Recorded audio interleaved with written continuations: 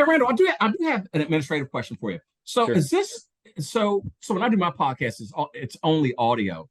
Is this audio and camera Yep. video? Yep. Okay, no problem, no problem. Yeah. So Because I'll post. had I known that, I would have had my makeup team come in Yeah, and yeah, get me. man. Hey, we got time. You're the star. You tell me what you need, my man. No, I'm all good. If you're a real estate agent earning $200,000 a year and you want to grow your passive income, this show is for you. Learn secrets other agents use and hear from experts in our field who will guide you on your journey to investing in assets like apartment communities so you can take your commissions and turn them into cash flow. Here's your host, Randal. Let's dive in. Hey, welcome back. Today's guest is Al Blocker. He is in the Maryland and Washington, D.C. markets. He's a home flipper, podcast host, and just all-around great guy. We have a good conversation. We talk about rehabbing and one of his most recent projects, some of the tips of the trade, and some of the things that he does that help him stay on top of the game. So if you're looking to rehab, you're looking to get into that side of the business, then by all means, perk your ears up here. You're going to learn something here on this episode with Al.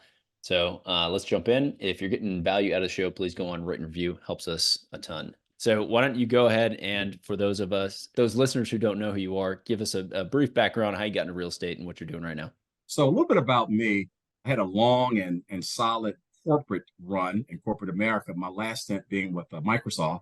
But I got into real estate. I had always been in real estate as a landlord, but I wanted to transition or pivot out of the landlord business and become a little bit more transactional being going into flipping, right?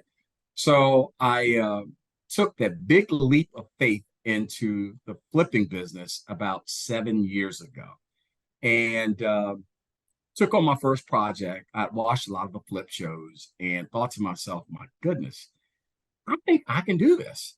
And, beyond that point, it's probably 2 months thereafter, I identified a property that was in the D.C., Maryland, Virginia area. We call it the DMV. It's actually in Maryland. And I went for it. I put an offer on the place and got the offer accepted. Didn't really know too much about flipping other than what I saw on TV. So what I did, Randall, I sought the help of a general contractor. So I hired a GC just to give me an overview on what his thoughts were and an assessment of the property. Things that I should, probably stay away from and things that I should do. So in short, I paid him $150 well spent, and I assembled my own team. Thereafter, I went for it. Was able to get that first flip done within 3 months, made over $50,000. And I thought to myself, my goodness, this is the real deal. I said, so needless to say, I repeated that solution and continued thereafter. So that's basically my foray into real estate. And I know that, with me having my own show as well, a lot of people reach out to me, always expressing interest in how they can get into the flipping business. And it wasn't that difficult for me, but I always suggest to people that, if you don't know anything about this industry, there are a lot of pitfalls that can suck you in. And I say that to say this, always align yourself with a mentor if you can, someone who's been there and done that. So, all right, who was your mentor then? TV shows? Flip You this know, house? Yes. Yeah. So, it's funny. It's a mix. So the general contractor that I just mentioned that did his assessment, I would hire him for every project that I was considering just to have him do a preliminary walkthrough. Yeah. So he was my coach, he was my mentor, and he was my trusted advisor. Since then, I've gotten a good cadence with flipping homes. So, I've come I don't want to call myself an expert, but I think I know what I'm doing at this point. Sure. So yeah, so the guy that I think is Chris, by the way, Chris was the first guy that I got that introduced me to this sphere of flipping, and he's been alongside me since then, up until about 3 years ago. Yeah, that's awesome. So did you hired him $150? I assume you didn't get a home inspection. You had him go instead. Is that so? Kill two birds with one stone. Yeah, so that's a great question, Randall. And what I have realized is this, and this has just been me and my approach to flipping homes. And all the flips I've done, believe it or not, I've never had a home inspection done. And here's why. It's very simple. If I'm flipping, typically, not even typically, all of my flips are complete renovations. So we're talking roofs, all the trades, that's electrical, plumbing, HVAC, everything is pretty much a gut. So there's really no reason for me to invest in an inspection. Okay. Everything is, I got it out so that it's virtually all new, or it is actually all new. Yeah. So when you first met with him then, and you sourced this GC, which one, if that was your first one, fantastic, great relationship, because that it is hard to find somebody that either knows what you're looking for or can kind of walk you through that process and will sit by your side. So one, I think it was a great idea to actually pay them to come out and actually do the inspection or the walkthrough with you. So I commend you on that. After you used him, did he connect you with the trades, or did you go source those yourself, or how did you go about getting your bench? That's a great question. I left out a pivotal part of the introduction to Chris. So what I did not mention is how I found Chris is he was overseeing a project directly across the street from me. Got it. Yeah. So that was very, very convenient. So to answer your question about how I picked up trades, I actually leveraged a lot of Chris's guys. And believe it or not, to this very day, some of them are still with me.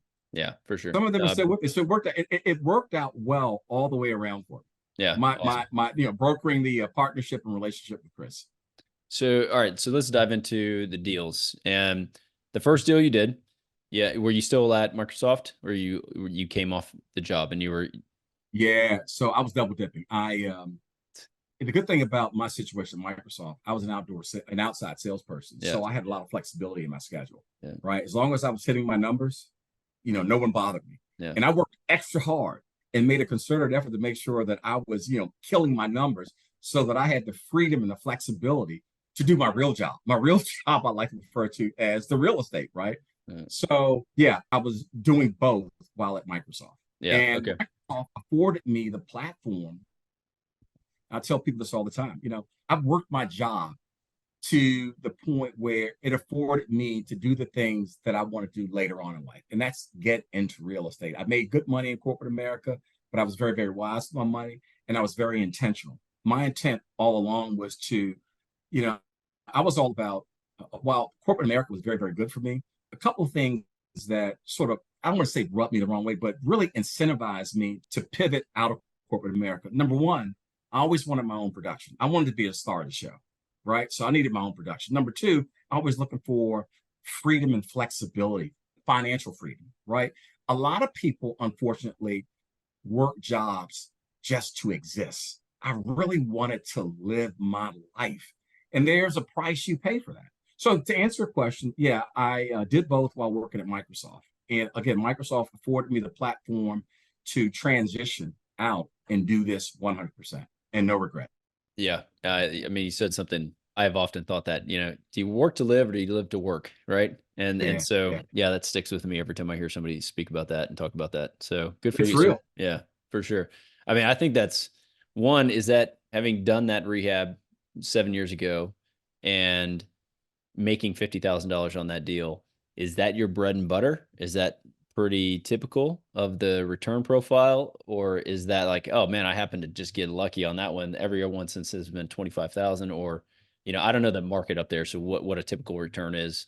So what I would say, Randall, is this: the goal is always to get a 20 to 25% return on my investment.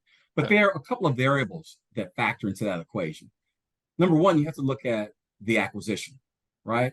What are you paying for, right? You got to look at your reno or construction costs, right? So I've been on both ends of the spectrum, where the worst I've done is about 12%. The best I've done is about 60%. So anywhere in between is probably a good rate of return for anyone in the flipping business, 30 to 40% or so. So it's a variation, but the goal is always 20 to 25% return on my investment. Yeah. And so I had a question about this. And the reason I asked, were you still at Microsoft, is because it would help you finance a project if you're trying to use debt. So were you using debt, or were you paying cash on your first deals, and how do you operate now? Are you like, I don't want debt, I want to be in and out of this with my own money and my return goes Yeah. up, or how does that look? And that's a great question. So I'll preface with this. I've never borrowed money. I really did leverage not only, my nest egg at Microsoft, but jobs that worked prior to, 401ks. So again, I was serious about getting into real estate. There was a lot of fear and trepidation, just like most people experience who are entertaining getting into real estate. But I took that plunge. And the plunge was I liquidated some of my assets, some of my money that had been socked away for years to get into real estate. No regrets whatsoever. Awesome. So again, I have been self-funding all of my projects. Yeah. Yeah, that's fantastic. I mean, it Yeah. de-risks it massively if you are Yeah. going in and I mean, it feels like, I guess at the time, it may be risky, but so on your first deal to go and pay cash, congrats, because it may have felt pretty risky to do that, but I couldn't sleep at night. yeah. You're like, Many, finish. many sleepless nights. But I would say this. There are no guarantees in real estate. While I think that real estate is very, very sound and very, very lucrative, there's a risk associated with it. And while I am much further along than people that reach out to me inquiring about how to get into real estate, I still assume a good deal of risk every time I take on a project. For sure. It can come in different aspects, but there's always going to be some element of risk associated with this flip business. As simple as that. Yeah. On that point, let's maybe you got any war stories you want to share? Because I'm always curious. Like, what's the worst thing that's happened to you since you've been flipping houses? Well, so I'm glad you asked me that. Probably the worst thing, and I've not been inundated with problems and catastrophic situations. But the worst thing is I've had some bad contractors or subcontractors. No, So, they don't yeah, exist. yeah, and you've got to be deliberate in how you select your contractors. So I'll abbreviate the story. I was in a pinch one day, and I needed some painting done because we wanted to list the property 2 days thereafter. And I was in a pinch, and I found a guy. Now, I don't encourage people to do this. I went down to the local Home Depot. You know how guys, I don't know about if you're in Texas, but if you go to Home Depot, there are guys who are just hanging out looking for work. So I said, you know what? How bad can this be? So I picked up a guy, and he did some painting for me.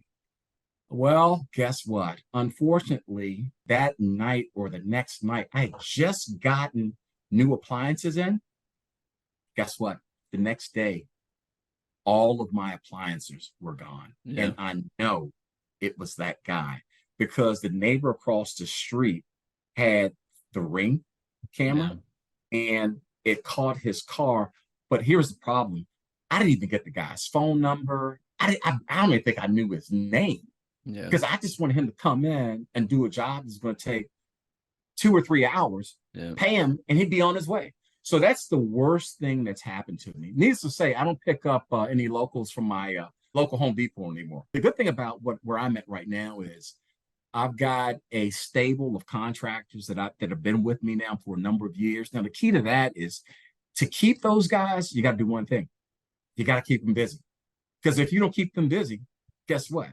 They have the right to go to make money somewhere else.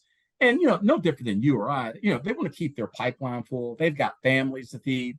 So, in fact, that is the worst thing that's happened to me. That the story that I just shared about the guy that I picked up to do something. Okay, so I'm going to ask you then about some systems, but before I do that, because obviously you've learned along the way, and you have a way of vetting and running these projects now that you are GCing, because that's what it sounds like. You're the guy that's putting everything together. Okay, before I go down that road, I do just want to highlight that I have done the same thing. When I bought 2 houses back in like 2009, I think they were each $20,000. These houses, they were on the east side of San Antonio, and it was way back in the day, right after Great Financial Crisis, right?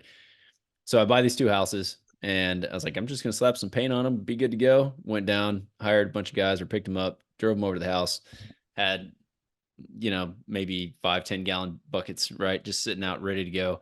Said, paint the house. So I left went to the other house that was just down the street. Same thing, dropped off some buckets of paint the house. Go back to the first house. It was maybe an hour and a half later. They had painted everything. The windows, the outlets, the switches. That's a real paint job. Everything was painted. It's like, wow. Well, wow. You painted the house. I can't. Yeah. Wow. That is crazy. That is really crazy. But well, I don't feel so bad hearing that story now. No, I mean it's there. I have plenty of those. But so let's move on. We'll talk about some of the systems that you have in place now. And just give me I guess an idea. Are you one at a time? So you're using your own capital. Are you buying one, doing the job, selling it, buying another? Or are you like trying to stack rehabs now? Or what does your system look like? Yeah, that's a good question. So the cadence for me now is, I think it's important to mention to people that if you're going to get in the flip game, time is of the essence. And, especially for those that are borrowing money, the clock is ticking as soon as they distribute that cash to you. So I say that to say this.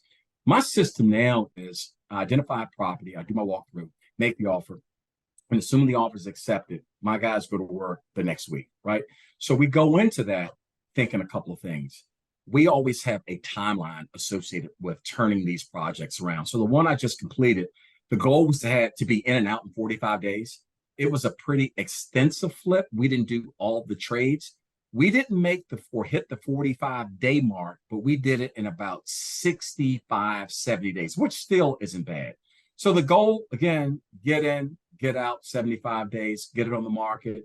And then, Randal, while we're in the midst of this project, while we were rather in the midst of that project, we're actively looking for the next project. And I'm at a point now where people are actually reaching out to me. I probably get about 5 or 6 hits a week about properties that are available. So yeah, we get in, get out within 60, 65 days or so.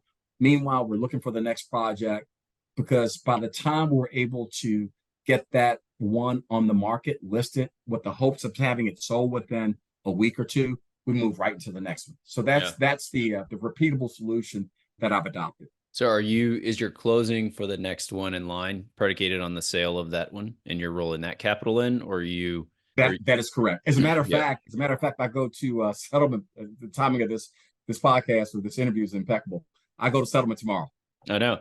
I saw when we first started talking, I saw that you had posted a video. Hey guys, this property's for sale. And then I just jumped on today and it was like sold. And that was less than a month. Exactly. Like, hey, good for you, man. That's awesome. Yeah. So it sold a couple of weeks ago, but settlement is usually, there's some lag time in between, because they got to get the appraisal in, the inspections, all that kind of stuff. So the cadence was pretty rapid and right in line with the system that I've adopted. Yeah. Okay. Let's talk about in general how you're running these things. So again, when I'm rehabbing houses, when I first started, I was doing very similar to what you were doing. I would rehab a house. I would GC the whole thing. I'd bring the guys in. We evolved over time. We were trying to stack and do a ton of them at a given time. So I had in-house project managers, I had contractors and crews, right? And then my project managers were managing GCs on jobs. And so we were doing a bunch of them at the same time, right? Headaches, herding cats, like it turns into a lot of different things, right? So your setup seems as though you have you're not sourcing your own deals in the sense that you are marketing for deals. Is that accurate? So sort of. And let me expound on that. What I should mention is that the last project that we completed that I'm settling on tomorrow was actually, this is the first time, it's unprecedented in what I did. I did a joint venture. Okay. So, and I would encourage a joint venture for those looking to take the toe, ankle, foot approach into flipping. So the joint venture, unlike what I've done before, everything was on me as the investor. That is me identifying the project, shoring up my team, making sure things got done, making sure supplies were ordered, all of that as a one-man band, right? But the joint venture, what that is, in short, is the joint venture, for those that are listening and aren't aware, it is when 2 or more people come together to take on a real estate project. And you've got 2 members. You've got an operating member, and I want to be crystal clear on this. The operating member is a person who presides over the project. They do the day-to-day work to ensure that the project is getting done. So that's the operating member. And then you've got a capital member. The capital member finances some or all of the project. So this last project that I did, for those that follow me on social media, 600 Oglethorpe Street, that was a joint venture. First time I've done it, it worked out well. So what this afforded me an opportunity to relieve myself of the day-to-day, as you just mentioned, headache, chasing contractors down, things of that sort, because I was the capital member. And my partner, who's done over 1,000 flips himself, this was I don't want to call it a marriage made in heaven, but close to it. It worked out well for us. It worked out very, very well for us. So did you guys just go in 50-50 type deal, JV? Yeah. So the JV, it was a 51-49. I had the principal interest in the joint venture. Yeah. And I guess the other side of that was the sourcing of the deal, right? So how are you sourcing those deals? Because what I want to drive at, I guess, is there are multiple ways. If you're looking to get into the rehab business, there's multiple ways to do it. What we did when we first got into it was I did all direct mail. I did all kinds of marketing. I was going direct to seller. I wanted to be the guy that was getting the deal at the deepest discount. And then I would go and I'd hire the GC, or I'd GC the job, right? So I had just this lead flow coming in-house that I was working on. I've since changed that. And so you have started, it sounds like you were buying not direct to seller. You had lead sources either from brokers or from wholesalers or from somebody. So yeah, that's kind of what I'm driving at. I want anyone that's listening to know that you don't necessarily have to bang your head against the wall doing a marketing campaign, trying to find these deals off market. You could actually partner with somebody and find those deals. And so I'm kind of curious how you've set it up, because you obviously had another job. Yeah, so that's interesting. So my very first property that I bought, it was actually in MLS. It was in the MLS, and I was able to negotiate to the price point that was comfortable for me to make the purchase. In addition, I will tell you, as I mentioned earlier, people reach out to me quite often that are privy to properties that are on the market where they know the owner, and I might have a conversation with the owner and get it at a premium price. Yeah. Another way is, I get agents that sometimes reach out to me. Now, this is interesting. Agents will reach out to me about properties that they are aware of. And the arrangement they want is, okay, Al, I can get you this property. If we put it in the MLS, it's going to be, for sake of conversation, $700,000. But here's what I'll do.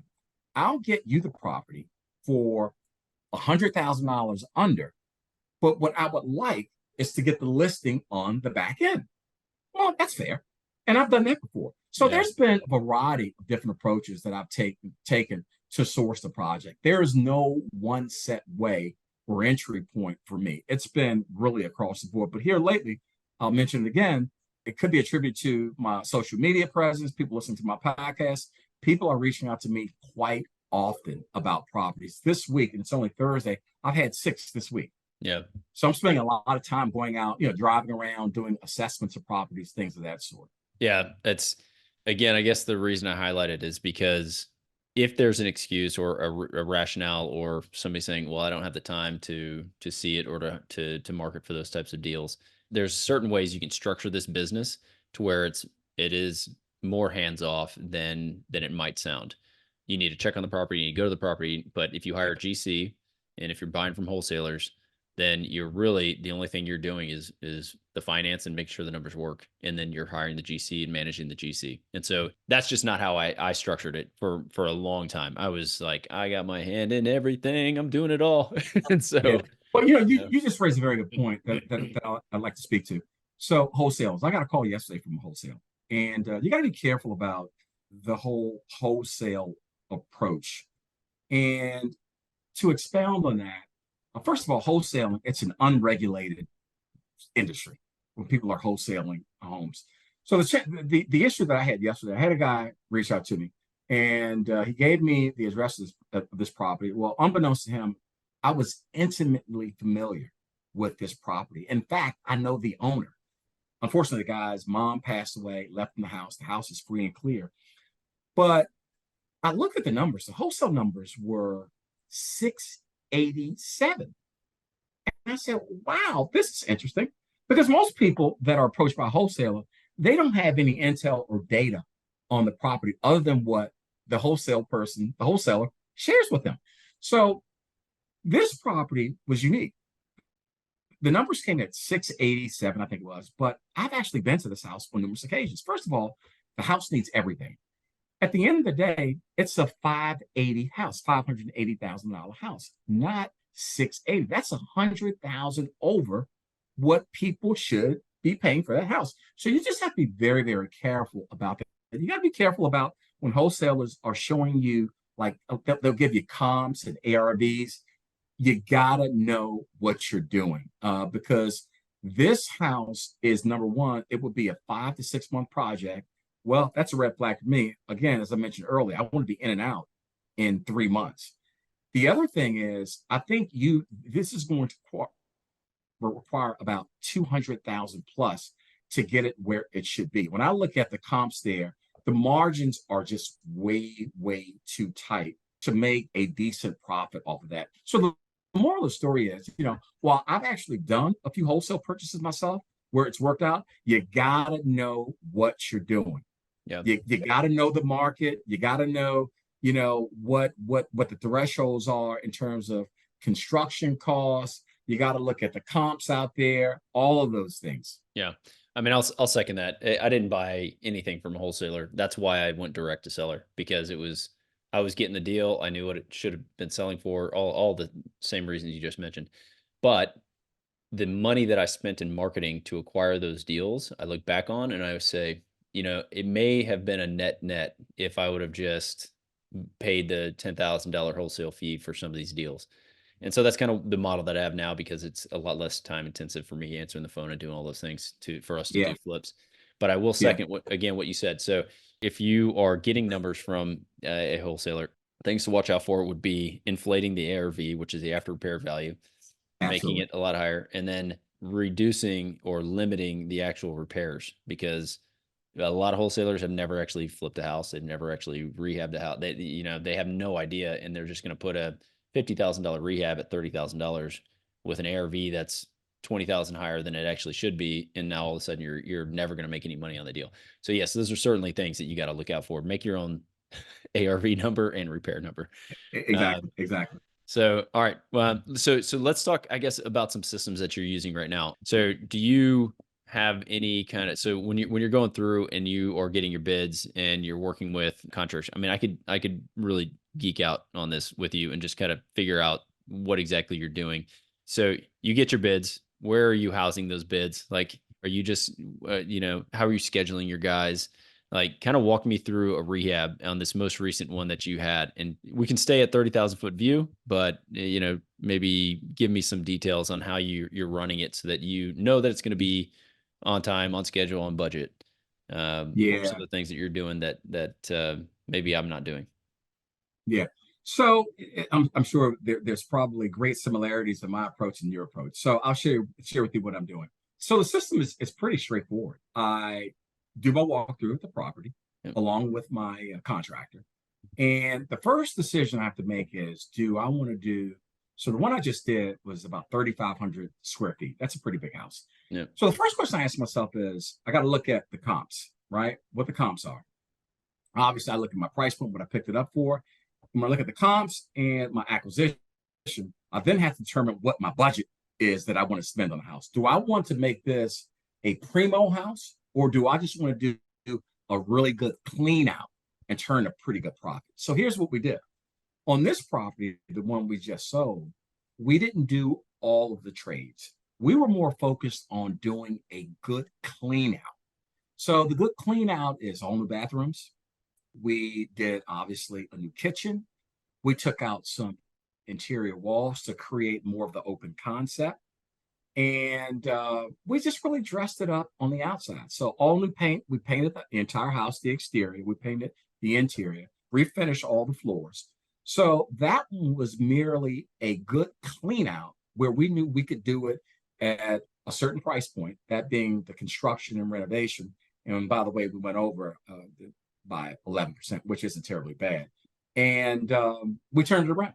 Again, it was like 75 days. So this one was again, a really good clean out versus what I've done in the past, where I've gone in and done complete renovations. And when I Yeah. say complete renovations, everything down to in fact, I advertised one of the properties, everything down to the doorknobs is brand new in this place. Yeah. So this wasn't a complete renovation. Yeah. We could have done a little bit more. In fact, my partner and I, we actually talked about, we got midway through and we looked at each other and said, we could probably put a sauna in this basement area right here. It's got the perfect layout for it. It's got the electrical panel right outside. It'd be great for a sauna.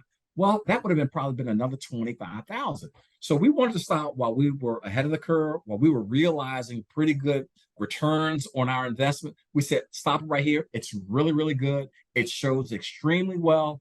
Let's do it. What's the ROI on a sauna? I mean, you put 25 in, are you getting 50 out of that? There you go. Right. It didn't make sense to do that. I mean, so it would have been a nice decorative thing. And for those that are into saunas, I mean, that's great. The convenience of having that right downstairs in your house. But we hit the no button on that. Yeah. It's like not needed expense. Yeah. That's a challenge. So we got one back this week at a foreclosure that I had owner financed, and we just walked it this morning with the contractor, and she's like, what do you want to do with this thing? And it's part of it got burned. And so it's one of those conversations that I have with the contractor all the time. Like, do you want to go and blow it out, or do you want to just clean it up and try to sell it as is type thing? And so it's different when you're actually buying a new project. I've owned this thing for a long time, so you get seller fatigue, I think, or owner fatigue on some of the deals. But well, I'll tell you the other thing, Randall. I'll tell you something else that really helped out. So again, I had been so accustomed to doing, before this joint venture, everything fell on me. I mean, everything from start to finish. And it was really comforting and sort of reassuring to have a second set of eyes, a different opinion, different input. So we didn't agree on everything, which it really helped the partnership. It really and truly did, because what I was able to do is really compensate for, I don't want to call them weaknesses, but maybe some shortcomings that my partner didn't have, and vice versa. So we really did complement one another. And in the end, it worked out very, very well. The only thing that you forego in the joint venture is what? You got to share in the profits. But you know what? If it absolves you from some significant headache on a day-to-day basis for the 2 or 3 months, it might be worth it. Yeah, that's kind of the question that I have then. Are you looking to, if you guys are going to keep going, doing the same thing together, would you be adding again? Because now you have two of you is to the sum of the parts greater than the whole. Can you guys come together and do 2 rehabs at a time? And so it makes up for that. And you know what I mean? Yeah. So what's your plan? 100%. You struck a chord there. So we've actually had conversations about increasing our cadence, the volume, right? So we're actually thinking about the last conversation, which was when we broached this 2 weeks ago. We might be able to take on 15 to 20 projects. I mean, this might be a small number to your listeners out there, or even to yourself, but we could probably take on 15 to 20 projects a year by doing a joint venture. Yeah. And what we would probably do is open this up to a limited pool of investors as well. That will afford us an opportunity to extend our footprint, extend our reach, take on more. Yeah. I'm just kind of curious. Is that like the lifestyle you want? Because it is a different lifestyle. Again, for anyone listening, like, you can go deep. I mean, you can go deep on rehabs and you can get a whole machine up and running. Or, if you still have the job and you're still, a real estate agent full-time, or, working in the corporate world full-time, you can still do this on the side, really, if you have the contractor set up. So for you, you're like, yeah, let's go. Let's rip it and grip it, rip it and flip it. Yeah. Rip it and flip it would be the correct pronunciation. So, you just mentioned something, Randall, and I don't want for your listeners that are working a job, that are entertaining the thought of getting into residential flipping, to think that, if you're working a job, it's going to require, it being flipping, you need to have a presence on these projects or on these sites. Because I'm here to tell you firsthand, things can go wrong, things will go wrong. And if you're there, if you have a presence, you're there to address things, because sometimes things need to be addressed right then and there, as opposed to coming back the next day or a week later. So if you are straddling corporate America and flipping, just make sure that you, whether it's yourself or you've got a family member, a friend, someone needs to have a regular presence there to make sure that things are being done in accordance to the way they should be done. Yeah. A couple of points that I'll add to that. It's right now with FaceTime makes things a little bit easier. I know guys that are flipping across the country and they don't ever see the Absolutely. house, right? Great point. But it also goes back to that partnership with the boots on the ground contractor who you've hired for that job and them actually relaying that information to you so that you know that you're getting that info in a timely manner, not after the fact. Like, oh, your retaining wall was supposed to be, 5 feet high. We got it a foot and now this whole, whatever it is, whatever the thing is, just make sure you have that set up. But there are tools that you can use that would help with that. Again, well, so I'll share one example. So something happened on this last project. So it was the guy was there to refinish the floors, and he had 3 different colors. We had talked about the color that we wanted for the floors, but he showed up with 3 different samples. So he needed to get them done that day. Otherwise, he couldn't come back for several days. And we wanted him to get it done that day. So had I not been there, or my partner had not been there to render that decision, time is money. That would have set us back another week or so. Little things like that. Even worse, if he would have just gone and actually done the job and did it wrong, then you're having to tear up tile. I mean, yeah, I agree 100%. Exactly. Little things like that. Yeah. And it certainly helps. Because again, if that communication is in there with the contractor and they just do something and it's not the way you want it, then stuff like that just starts happening. So I've always gone back and forth. I don't know if you've thought of this or not, but of having a contractor who all they do is flips for investors, right?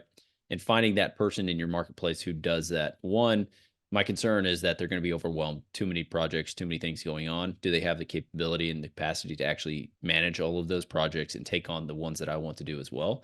So that's something that I've always kind of flip-flopped on.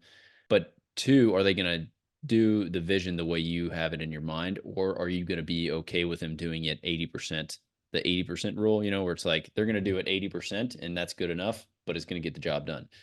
And the reason I'm asking all this is because you can literally, if you have that partnership with somebody, and I say partnership loosely, not a full JV, but they're your partner who's doing the rehab, and you're just literally finding the deal, going and buying it, and then giving them the keys and saying, give me, the middle of the road rehab. Here's 40 grand, go to town. Have you ever considered doing that? So in other words, you're asking, have a contractor that does turnkey, that does everything, right? Pretty much. Yeah. If it needs to be done, they get it done. You say, here's my budget, 40 grand. I want it to, look like that house down the street. Again, that's a very good question. So I'm at this juncture, that's pretty much how I operate up until I got into this joint venture. So when I identify a project and I close on it, I get the keys. Obviously, I get my lockbox set up. My guys will go by. They know the paint to pick up, the paint selection from Sherwin-Williams. They know how my kitchen floors should be, the tile that I use in my kitchen floors, or if it's wood, they know the wood to go with. So that's come from having a cadence and great, working partnerships with my trades people, because they've been with me for several years. So they can't, I don't have one person that does everything. So I've got one guy that he paints, he does my drywall, he does my floors. Then I've got another guy who's specific to electrical. I got my plumber, I got my HVAC guy. But the one guy that does many things, he probably does about 40% of my project turnkey. Yeah. Just this one guy. And again, it's having that repeated performance with him, that trust, that cadence, and a really good working relationship with him that allows me to have that type of trust, that level of trust in him. Yeah. I would say, again, if you're looking to get into this, it's important to have somebody that is like that, because if you just have the major trades and you're trying to piecemeal like a carpenter to come in, I mean, you would be shocked at how long it takes to do finish outs on a project. You would think that once the major stuff is done, you're going to be done, but it's all the little things after all the big trades have left that make the property pop. Caulk here, doing this, painting that, doing whatever it is. So just make sure you have a guy who's kind of well-rounded that's able to go in and do the cleanup after the fact. And I'll add something else to that, Randall. So I don't know about what the cadence or the tempo was like for your contractors, but I think it's important to highlight that when you hire contractors, if you can, to the extent that you can, make sure that they're working for you full time. Because I've had situations where, whether it be my painter, he comes in at 2 o'clock and then he leaves at 4 o'clock. You know why he does that? Because he's got other jobs he's working.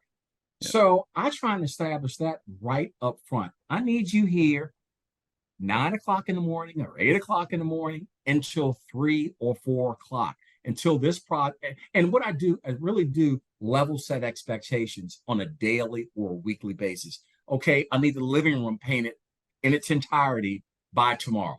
Can you do it? He says yes or no. If he can't do it, guess what? I've got a backup, right? So the point is, you got to make sure that your tradespeople are giving you their very, very best in terms of their time committed to your project. Again, I'll tell your listeners, time is money. The longer you're in there, you're going to be carrying costs. So you need to get in there and get the hell out. Yeah, I agree. All right. So it's first quarter 24. How are you looking for the rest of the year? Like, what are you seeing? You think prices are going to maintain? You think prices are going up in your market? Like, what do you? Yeah. So that's a great question. I'm seeing a couple of things. Number one, with the rate still being slightly high, in the eyes of some people, I know some people that, got homes when rates were 12% and they're laughing at 7% interest rates. They're saying, what are you guys freaking out about? It's not so bad. So I'm seeing, rates are still sort of high. Price points in the DC area where I'm focused at are still very, very healthy. The other thing I would say is this. Historically, the DC market has been a pretty strong market, relatively speaking, compared to other cities throughout the country. So I'll continue down the path that I'm on. I'm always got a watchful eye for, net new opportunities. Again, with, my pipeline is starting to fill now with prospective properties. So I'll continue to do what I'm doing with the focus on the DC area, the DC market, and we'll see what happens. But by all measures, it looks like 24 is going to be another productive year for us. Yeah, nice. Just kind of curious on that front. So you've got those projects going on, you're adding, and you're looking like you're going to have this JV on to another deal? Without a doubt. Yeah, nice. Nice. Without a doubt. Yeah. So, what I should mention that my partner, he's a licensed agent. So he's privy to properties, he's probably as privy to properties as I am. And again, I've got my social media outlets that's worked fabulously for me here over the past several months. So between that and between him having access to properties, and we're always looking for properties that are off market. And for your listeners, when you can get properties that are off market, and this is not to rain on to agents, but you lessen your out-of-pocket expense because you really do forego dealing with an agent, and you can negotiate it down to probably a little, a much more attractive price point. Yeah. So I'm always looking for stuff that's off market. Good advice. It is good advice. Well, before we go, if you are looking for selling a property, I guess in the DC metro area, Al's your man. So if you listen to this, without a doubt. If you're an agent up there, I know we have a lot of agents that listen. I've interviewed some top producers up in that market as well. So definitely reach out. Al's also got a podcast. It's Rip and Flip Podcast. That's right. Rip and Flip Podcast. Absolutely. Yeah, go check it out. Give him a review. Al, it was awesome catching up, hearing what you're working on. Thanks for sharing your advice, and we'll catch you guys on the next episode. All right. Hey, Randal, I really appreciate you having me on, and you're doing great work. Thanks so much. Appreciate it. Did you know that 80% of the agents we speak with got into real estate in order to gain passive income so they could obtain financial freedom and become work optional? If you want to stay up to date, the best way is to make sure you're subscribed. So if you haven't done that, go ahead and do it now. We'll catch you on the next episode.